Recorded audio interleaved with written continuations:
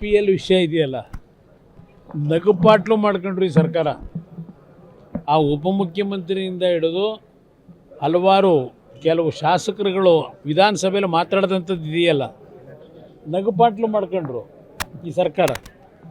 ನೀವು ಹಿಂದಿನ ಇತಿಹಾಸಗಳು ತೆಗೀರಿ. ಈಗ IPL ಬೇರೆ. ಪ್ರತಿ ಟೆಸ್ಟ್ ಮ್ಯಾಚ್ಗಳು ನಡಿಬೇಕಾದ್ರೆ ಬ್ಲ್ಯಾಕ್ ಆ್ಯಂಡ್ ವೈಟ್ TV ಇಟ್ಕೊಂಡಿದ್ವಲ್ಲ ಆ ಟೈಮಲ್ಲಿ, ಪ್ರತಿ ಕ್ರಿಕೆಟ್ ಮ್ಯಾಚ್ಗಳು ನಡಿಬೇಕಾದ್ರೆ ಶಾಸಕರಿಗೆ ಒಂದು ಪಾಸನ್ನು ಕೊಡೋರು. ಪ್ರತಿ ಕ್ರಿಕೆಟ್ನ ಒಂದು ಸಂದರ್ಭದಲ್ಲಿ ಮಿನಿಸ್ಟ್ರುಗಳಿಗೆ 2 ಪಾಸ್ ಕೊಡೋರು. ಅವ್ರು ಕೇಳದೇ ಇದ್ದರೂ ಕೊಡೋರು.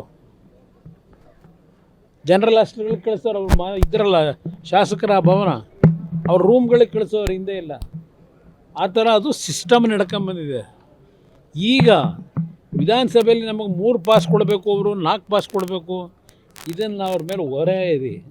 ಇದೇನು ನಡೆಸ್ಕೊಂಡ್ರು ನಗಪಾಟ್ಲು.